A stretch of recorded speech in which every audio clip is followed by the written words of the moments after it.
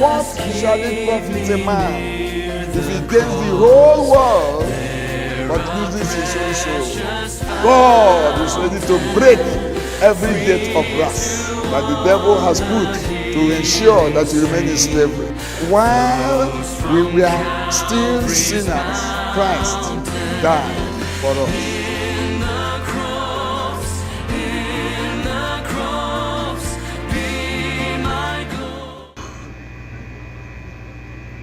I'd like to read a few portions of scripture. The first one is 2 Kings chapter 13. 2 Kings chapter 13.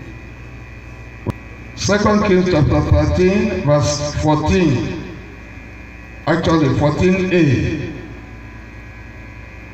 Elisha had become sick with the illness of which he would die. This is New King James. Elisha, the great prophet, had become sick with the illness of which he would die. And then I will read from Ecclesiastes chapter 9, again verse 5a. For the living know that they will die. The living know that they will die. And finally, the very well-known scripture, Hebrews chapter 9, verse 27. And as it is appointed for men to die once, but after this, the judgment. The living know that they will die. Elisha fell ill of the sickness from which he would die.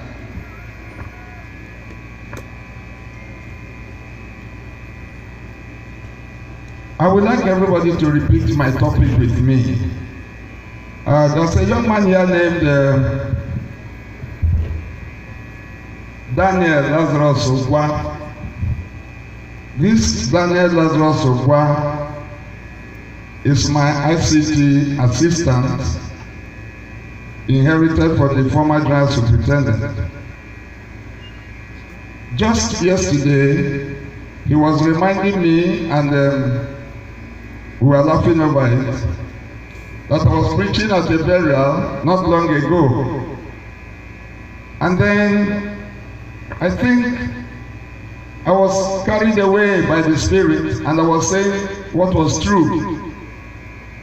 And I said, as I stand preaching here today, I am ready to depart and go and be with the Lord. And the interpreter said, Osi,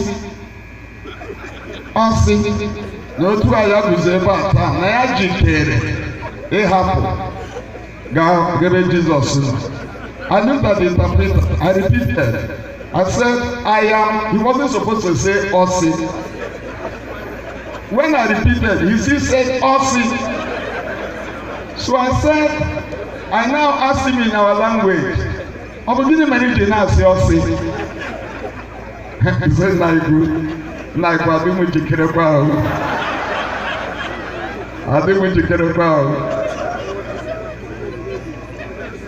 And Daniel doesn't forget it any day. My topic today is, I know that I will die. But I want everybody to say it. Can we all say it? I know that I will die. Can we say it again? I know that I will die. Good.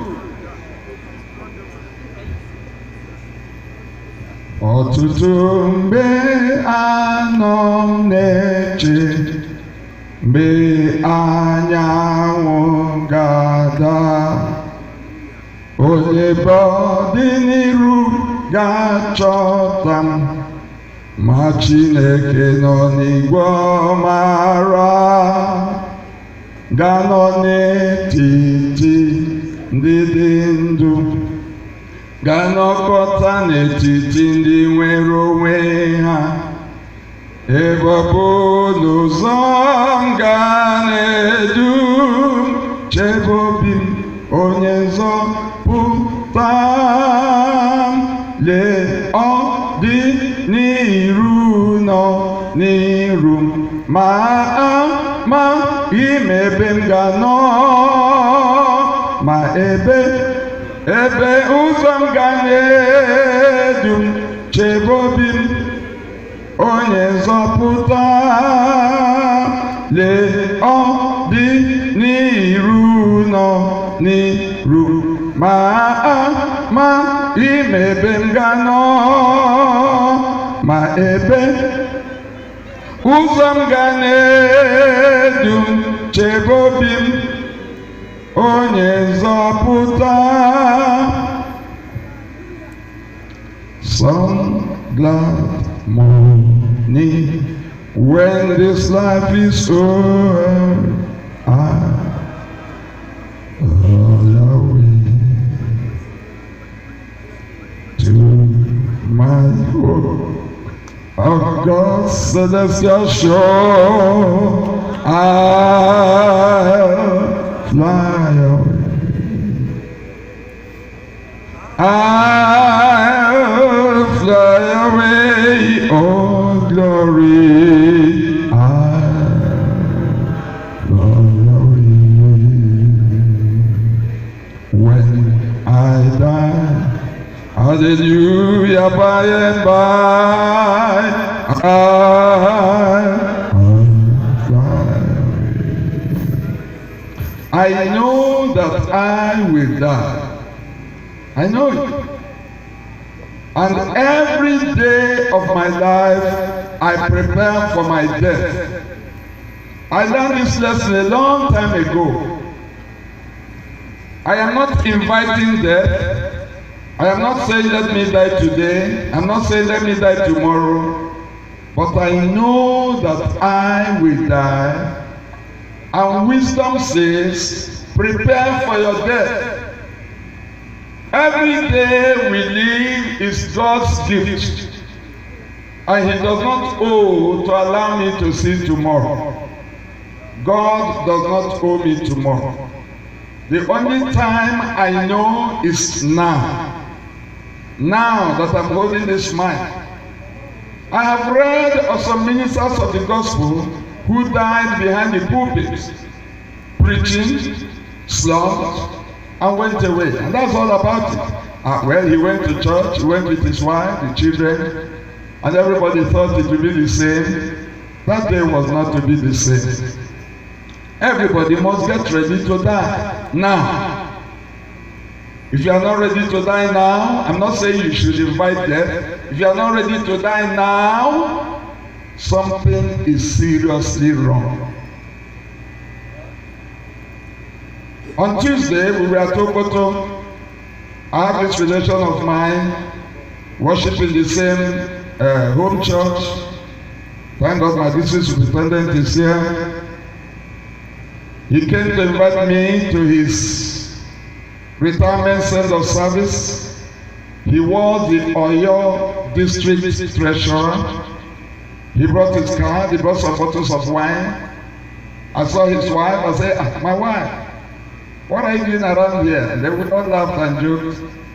I collected those things. I saw that supposed to retire service December 19. I said, my brother, December 19, I should be in my village. Why are you trying to disturb me? However, can't help it, since you are the one, I will be at Ibadan on December 19 for your sake. That was on Tuesday. Then he was also present at the meeting. Wednesday afternoon, he left us to go to Enugu, his hotel. Wednesday night, death came knocking at his door. They phoned while I was busy talking with the general treasurer. The phone call came, this man's life is in grave danger. And the general treasurer was shaking and moving all over the place and thinking of how to connect people from Okoto to Enugu who would help rush him to hospital. They rushed him to hospital. On Thursday morning, that was yesterday, the joint treasurer knocked on my door. I opened, I saw him. I said, "Come in, sir. Have your seat." I sat down, waiting to know what he wanted to say. And then I looked at his face. It wasn't bright. I said, my GT, hope there's no problem. He said, "My brother died." That's his brother. They've been together for long. I said, "Your brother died? Which brother?" He said, "Your brother." And he called his name. I didn't know when I started crying, tears falling out of my eyes, started pulling my hair, got up, was completely disorganized. How would a man I saw on Tuesday and we saw again on Wednesday, how will he just die on Wednesday night? How? Some people have had this type of experiences. I know that I will die. And because I know that I will die, what do I do? How do I prepare myself for death? Is there any preparation? Can I dodge death? No, I can't. And that's why I read the portion, Elisha the prophet, the great man of God, 32 miracles, great. But he fell ill. I know that one day, my brother Emmanuel Uche fell ill of the sickness from which he would die. As Elisha fell ill of the sickness from which he would die. And so many other people have passed on, and people keep passing on every day. I've listened to so many testimonies today.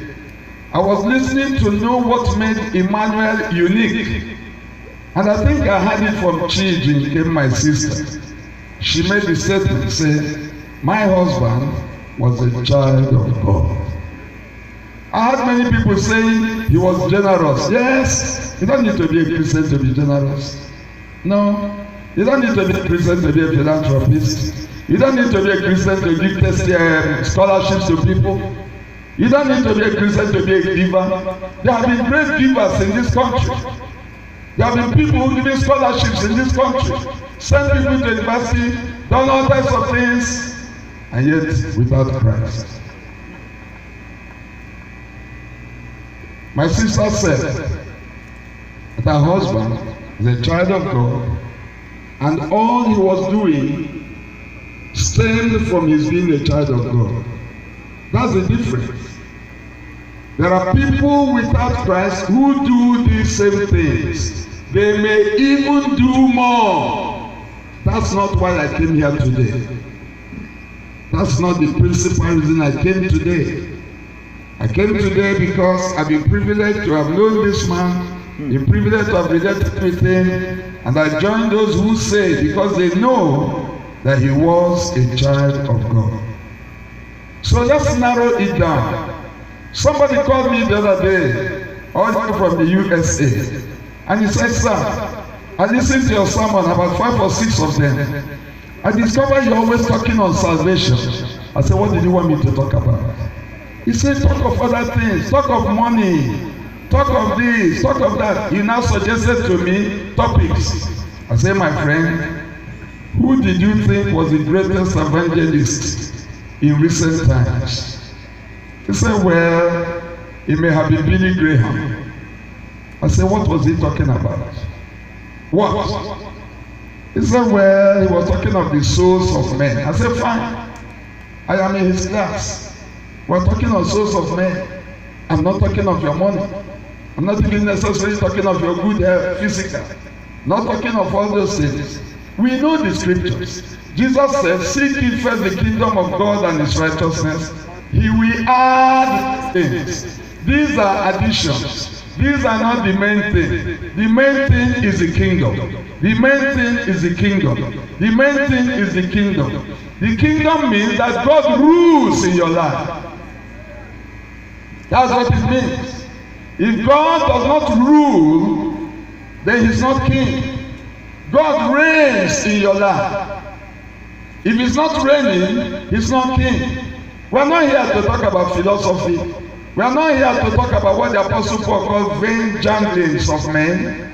We are here to talk about Jesus, because if we know where our brother has gone to, he has gone to be with Jesus.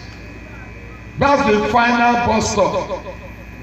That's where we all are heading towards. If you are a child of God, those who have understanding, no matter who you are, no matter what you are, no matter what you have, no matter your possession, no matter your education, no matter anything, a man who does not have Jesus in his life, the Bible says he is lost.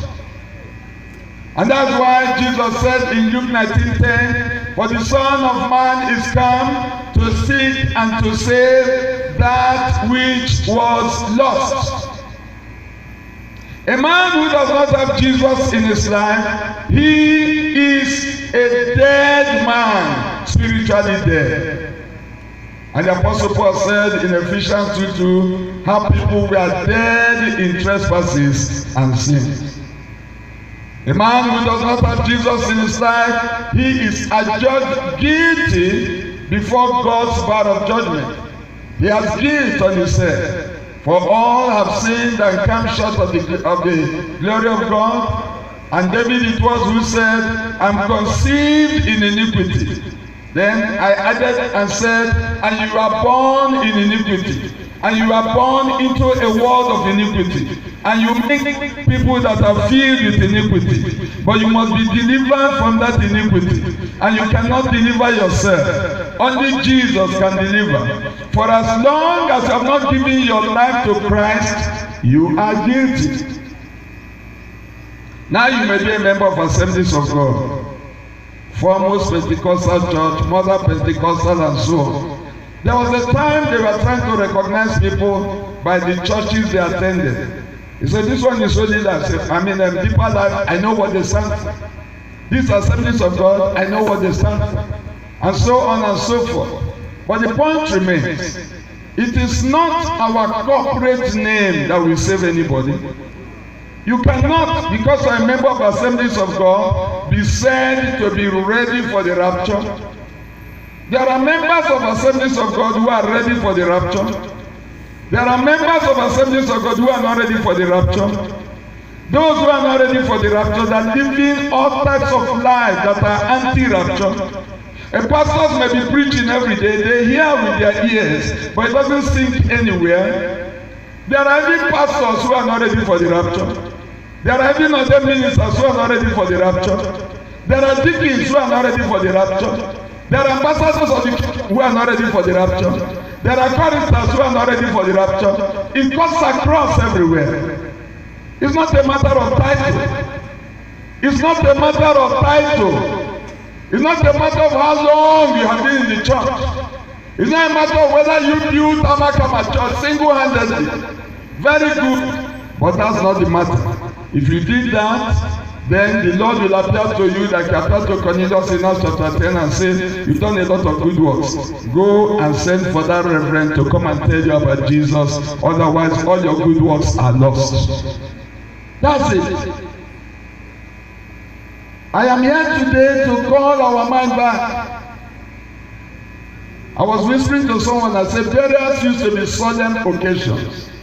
They have lost their solemnity. They are now places where people come, laugh and joke and do everything. But the Bible says it is better to go to the house of mourning than to the house of feasting. He said, because when you go to the house of mourning because somebody died, he said that is the end of all men. And every wise man will put it in his heart and say, one day, we are here today, we are burying someone, next day, it will be my own turn to be buried. It must be. Except if the Lord comes now, and as many of us as are really ready for the rapture, not playing church, not merely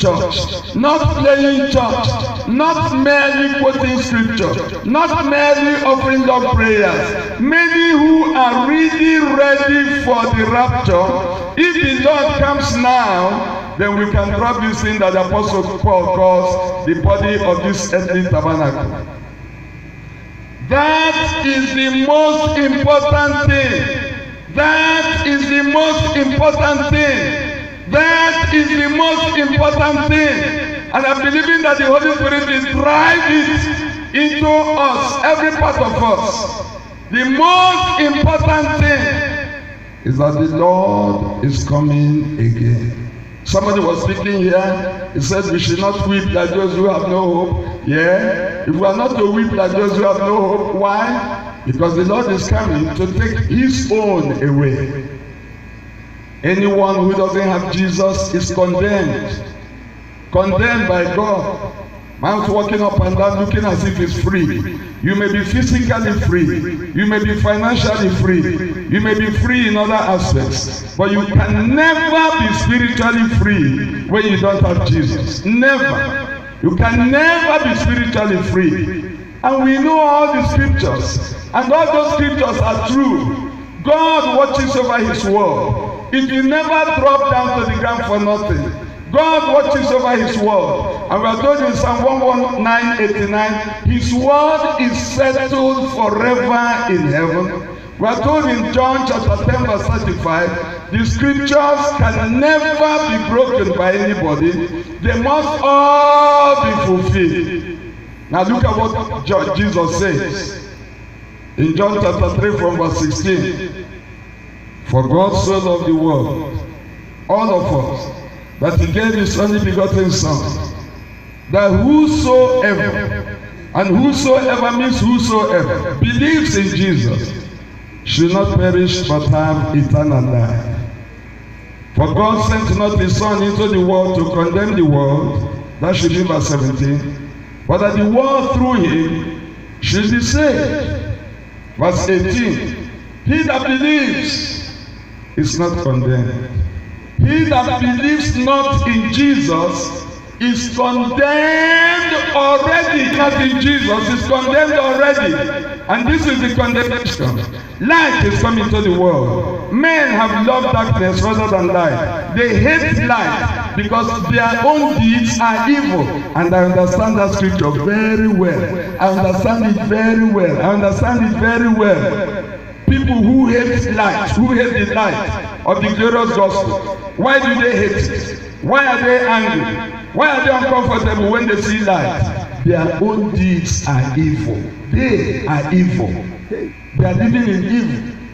One nice scripture, I think you should have about Proverbs 29, something like this. It says, the righteous is an abomination to the unrighteous. And the unrighteous is an abomination to the righteous. They never agree. Light and darkness never agree. Light and darkness never go together. You make your choice. Let no man deceive himself. Let no man allow the devil to deceive him. Let nobody allow people to deceive him. He that is righteous, the Bible says. And that righteousness is the righteousness of Christ in us to have a right standing with God. Now, if you go to church and you are living in adultery, how can that be righteousness? You will never be raptured. You will never be raptured. Doesn't matter whether anybody knows or not, you are just making a fool of yourself in the church. You will never be raptured. And I hope that everybody living in adultery here is hearing me well. You know your scriptures, your social scriptures. No adulterer will ever be raptured except if he comes to God and asks the Lord to save him. If he's the general superintendent, if he's an adulterer, if he's the assistant general superintendent, if he's an adulterer, it will be worse. It will be worse for him. Because that's what Jesus said. Woe unto you, Chorazin! Woe unto you, Bethsaida! For if the great works being done in you had been done in Sodom and Gomorrah, they would have repented long ago in dust and ashes. But now it will be more tolerable for Sodom and Gomorrah on the day of judgment.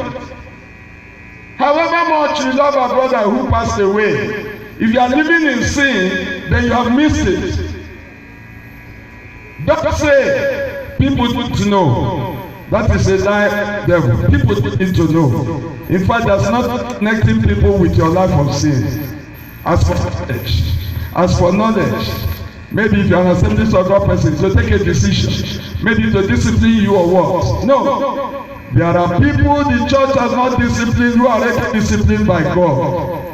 And they will continue sitting down in the midst of children of God. The intention is to help all of us to be alert and to be aware, and so that anybody who is self-deceived should stop. We can stop. We can ask the Lord to help us. If you don't have Jesus in your life, you are not only lost, you are not only blind, you are not only in sin, you are not only guilty, you are not only condemned, you are dead. So what is the joy in all this? The most important person is Jesus. The most important decision anybody can take is a decision to give his life to Jesus. Please, I beg you in the name of God, I beg you in the name of God. I know you go to church in this part of the country. I have not yet seen some other places of worship in this part of the country. People are either going to church, or some are self-deceived into African traditional religion. But I beg you in the name of Jesus, there is life after this life, or there is death after this life. There is physical death, and our brother has gone ahead of us, and we have read the scriptures.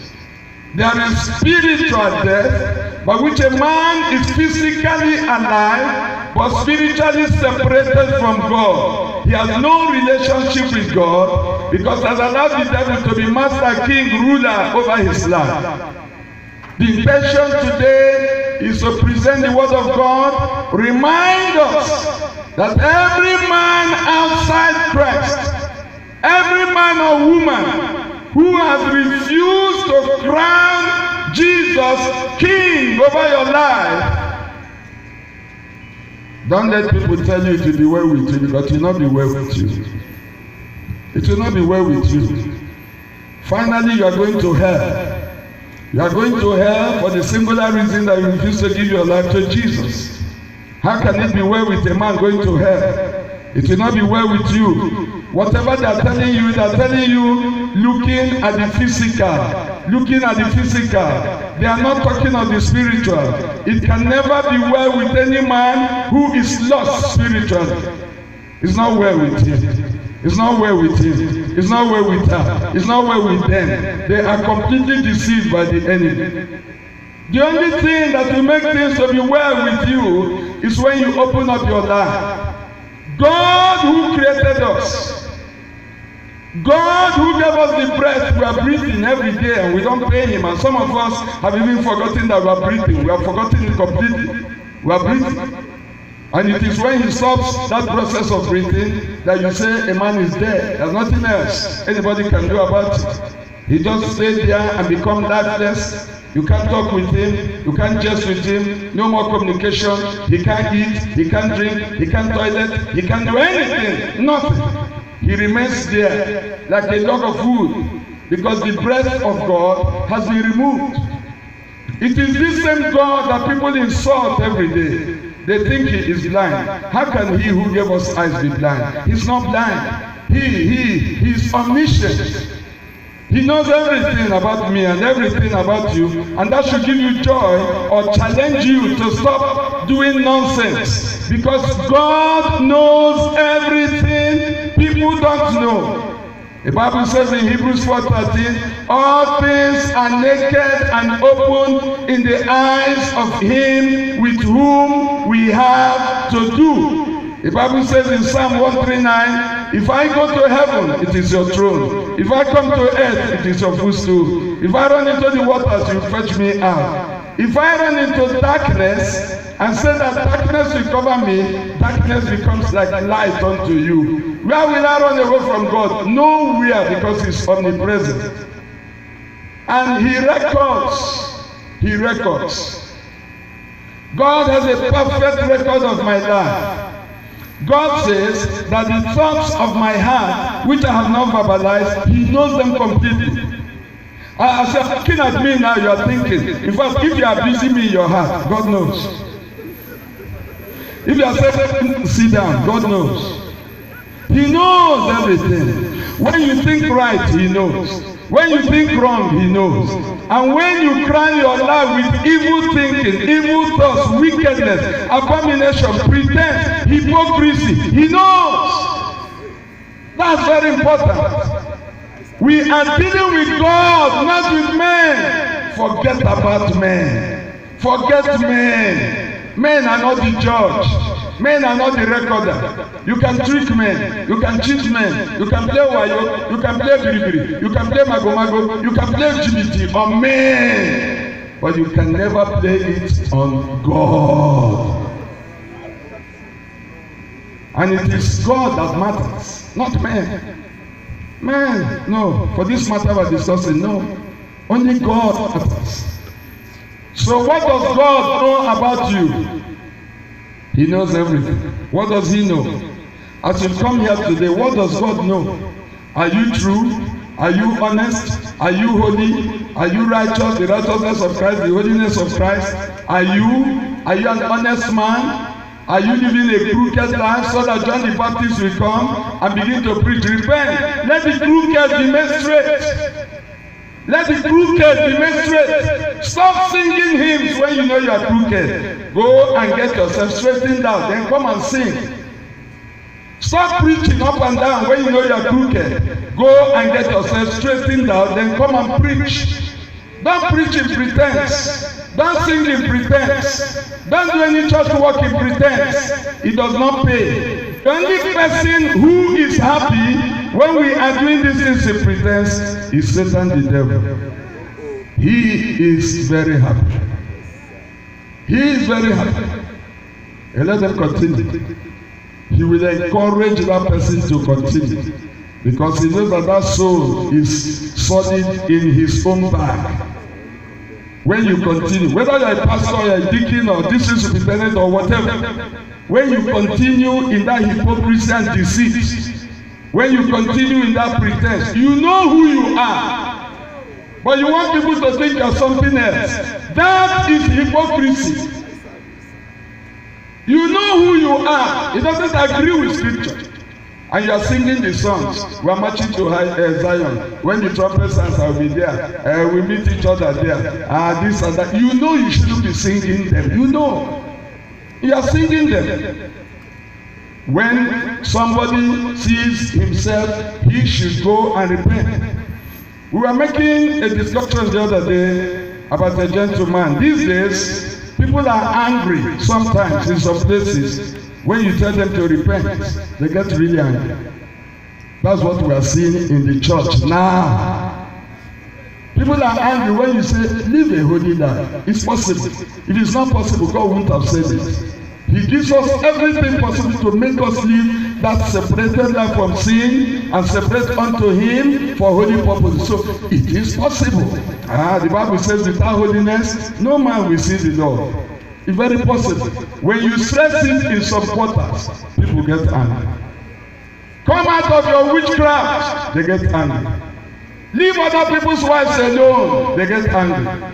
Leave other people's daughters alone, leave them alone, they get angry. Leave church, even church money, leave church money alone, don't steal it again. They get angry. They want to steal it. They have not seen that the apostle told the Ephesian brethren, let him that stole steal no more. People get angry when they hear the word of God. They are not ready to repent anymore. It was not only Pharaoh whose house was hardened. It was not only Nebuchadnezzar whose house was hardened. It was not only Herod whose house was hardened. Even these days, some people's hearts are being hardened by the devil. And so no matter what the Holy Ghost is doing, they will not surrender.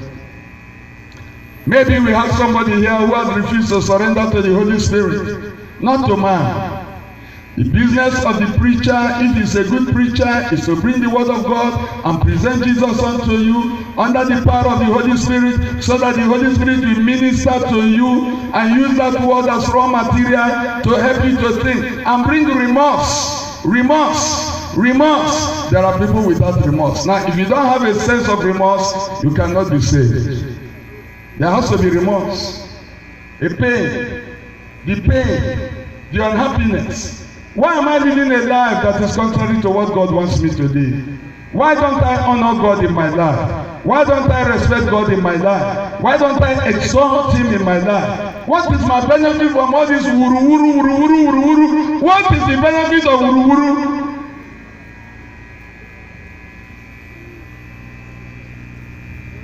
When the man has that remorse, that feeling of pain, why? I am not the man God wants me to be.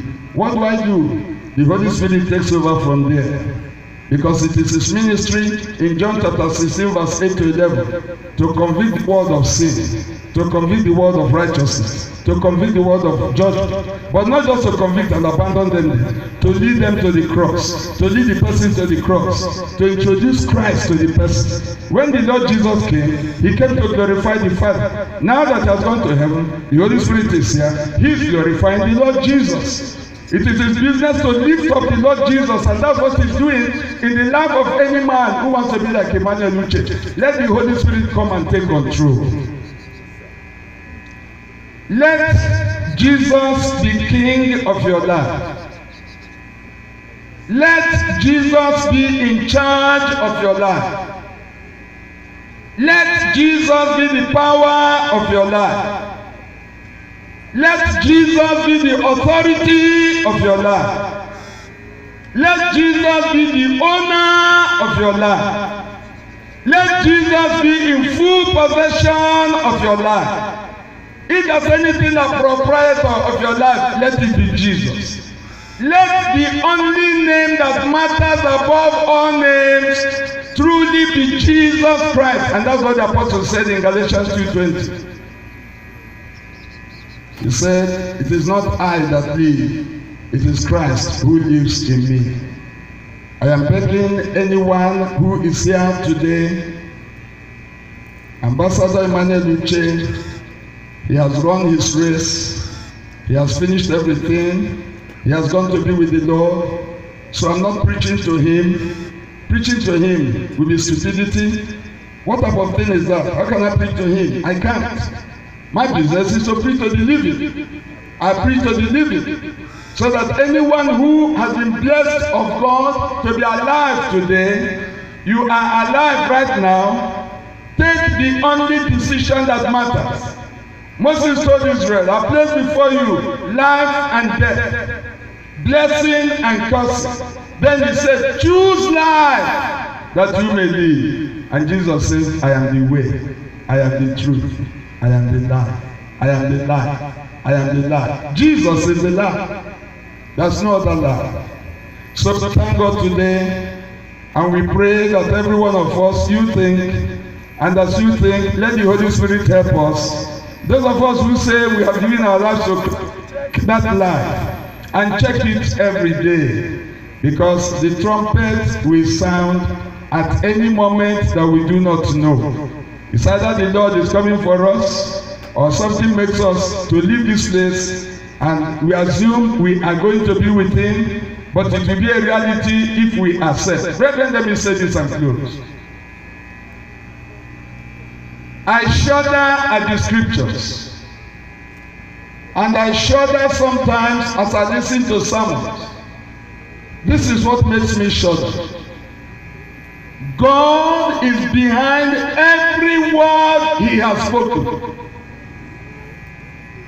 God is behind every word He has spoken. If He says, these people will not inherit the kingdom of God, they will never inherit it unless they change. God stands behind that word. God is behind every word you read in the Bible, where God is expressing Himself to guide us, to help us, to be the people we should be, so that we would have a clear vision of eternity. There is no clear vision of eternity without Christ. There is no assurance without Christ. There is no hope without Christ. There is no living testimony outside Christ. Every testimony is in Christ. Christ has to be in charge. Christ has to be in control. Christ has to be the authority.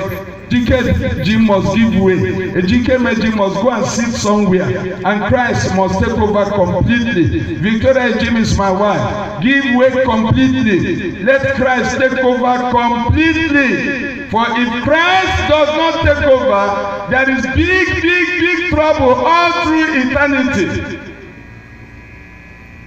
You will grow in grace. You will grow in knowledge of our Lord and Savior Jesus Christ. I know that I will die. And when I die, I have made my choice where I want to go. Nobody will stop me. Nobody. The devil cannot stop me. Demons, evil spirits, the world system, the attractions of the world, I have seen them all. You have seen them all. We know what they are. They are passing phases. They amount to nothing. They amount to absolutely nothing. In the final analysis, they are nothing. We are talking of something that is eternal, something that is lasting, something that agrees with the love of God and all His plans for us. And we can get that only when there is a true fellowship, a true relationship with Jesus Christ. What do you want to do about it today? The wise people go to the house of mourning. They know that one day their turn will come. Let me close with this illustration. A friend told me this. I thought it was good. I shared it with my wife, but she rejected it. There was a man somewhere in Ijebu land who built a coffin and put it in his house. And from time to time, he will enter into the coffin and he will tell himself, this is where my final bus stop, and they will carry me from here to bury. When I heard the story, I said, the man is wise. Never one day he will get into a coffin of anything. It's not like my fellow former police inspector. My former police inspector, good man, we get to anywhere they are selling coffins. I say, Papa Lopa, look at those boxes. I say, I don't want to see them. I say, you don't want to see them for what? That is your final resting place here, your body. He said, I'm not interested, I won't see. So every time we are traveling, when I see coffins, I say, Papa Lopa, see those coffins. He said, I'm not seeing them. I say, Papa Lopa, you are deceiving yourself. Oh. One of these days, we shall put inside one of those coffins, whether you want to see them or you don't want to see them. So I told my wife, I said, this thing I heard about this Ijebu man is interesting. That I have started thinking of getting my own coffin and bring it into my house and put it there. And that occasionally I will remind myself, maybe I can sit down or lie there and say, this is where everything will end. All your cars, all your houses, all your money, all your influence, all your connections, they will end inside one box like this. Oh! Nadia, all the houses you own, all the houses, dollars, sterling, juice mark, lira, whatever. Oh, one day, you breathe out. You know, breathing again, they say you don't die. The next thing after anybody dies, we begin to arrange for that box. All those things. Then after that box, before that box, the person has gone, the spirit has gone. Where it is going. And people begin to shout all over the place, make noise, some bring cow, some bring elephant, some bring crocodile, some bring ostrich, all types of things for burial. The man has gone. Where is going? My wife said, you will not bring that pot into our house. I said, what is the matter? Not just to put it there to remind me so that you people trouble die. Let me provide my coffin ahead of time. My wife said no. I said, okay. Maybe they will think, if they come into my house and say a coffin, they may think I'm a cultist. May think I belong to cults. Let us not talk about it anymore. But I'm very conscious of it. That one of these days, I will breathe in. I will breathe out. I will not be able to breathe in again. And they will say, Ejike Jim is dead. And I will take on. And all that I have been laboring for, as I gave my life to Christ, to make sure that this world does not deceive me, I will receive my own reward The next man, if he's in Christ, he receives. If he's not in Christ, that will be the beginning of sorrows. But we can stop it now. Bible says now is the accepted time. Now is the day of salvation. Can we bow our heads for a minute? No pretense, no hypocrisy. Forget those things. They are foolishness, spiritual foolishness. You don't need to pretend before the all-wise God, before the all-knowing God, before the God who was in that place before you arrived, before the God who He hears, the God who gave you eyes, He sees everything. The God with intelligence they talk about today, His own intelligence is far more than anything you can think of. We have very little, almost no intelligence. We can't compare ourselves with God. He sees, He knows, He hears, He understands. You can't hide from Him by day or by night. And He will judge in righteousness. He will judge the true judgment. He cannot be bribed. He cannot be influenced. He cannot be deceived. He cannot be tricked. He will give it to us exactly as it is. He has given us power through the word of God, and power through the name of Jesus, and power through the Holy Spirit to show that spiritual wisdom by living for Christ.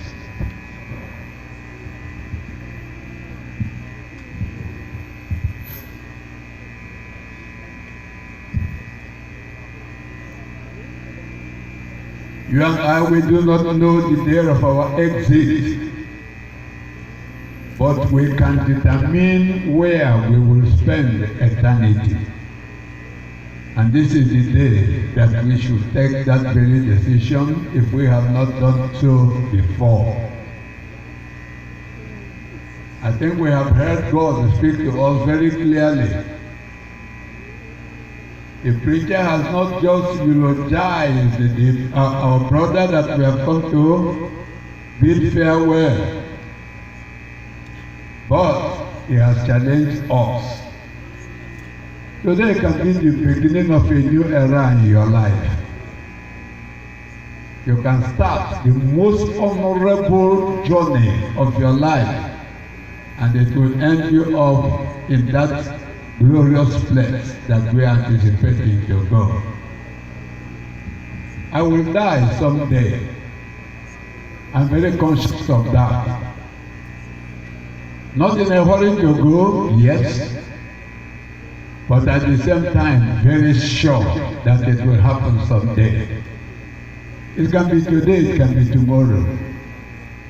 But where do I spend eternity? If there is one thing that we should go home to this place with today, I think it is a decision along this area. If you have never made up your mind to spend eternity in heaven with Christ, today is the day that you should give your life to Jesus Christ. And perhaps this is one of those things that will gladden the heart of our brother when we get to heaven. Maybe he has even spoken to you when he was alive. You paid no heed. And then one of his happiest moments in heaven will be when you get there and he sees you even by surprise.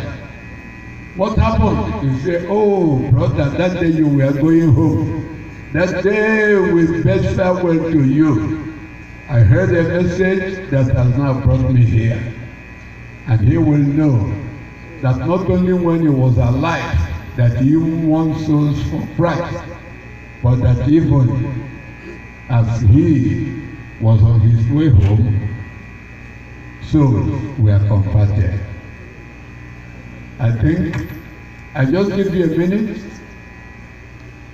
or so just bow down your head right where you are and take this important decision. I know I will die someday. Whether you like it or not, you will die someday. Everybody here will die someday. But it's for you to decide where you are going to spend that eternity. Will you just talk to God yourself? And then I will pray.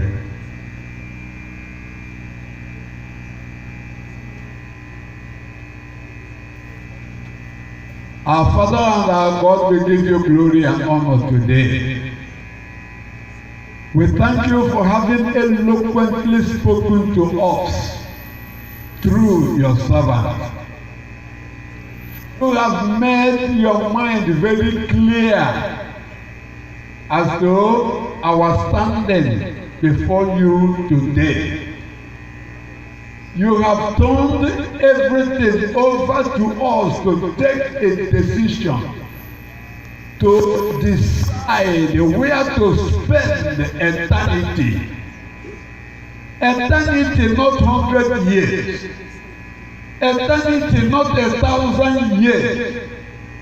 Eternity, not even 1,000,000, 1,000,000,000, 1,000,000,000,000 years, and so on. But eternity, eternity. And you said that within a split of a second, we can change over. We are on the wrong course. And you have given us an opportunity to do that even now. Father in heaven, we pray.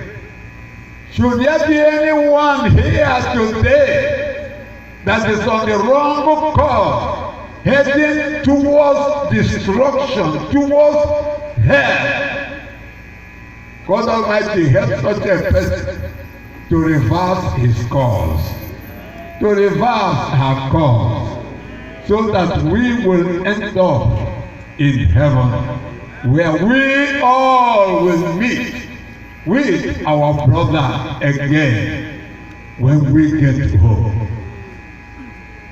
Father, we pray that you do this work in our hearts. I pray for those of them that have made up their mind today to follow Jesus. I take authority over unbelief, over doubt and fear.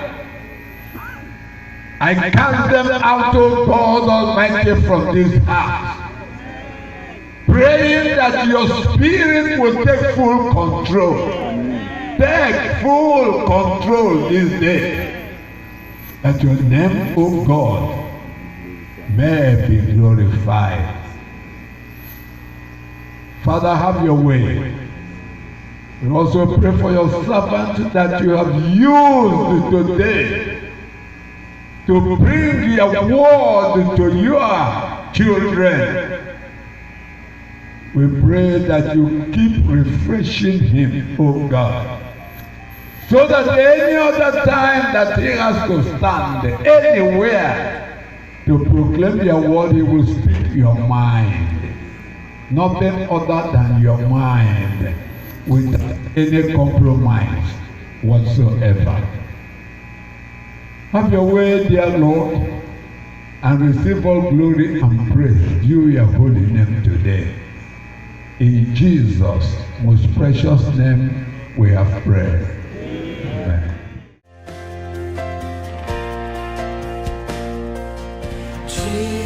What shall it profit a man if he gains the whole world but loses his own soul? God is ready to break every debt of brass that the devil has put to ensure that you remain in slavery. While we were still sinners, Christ died for us.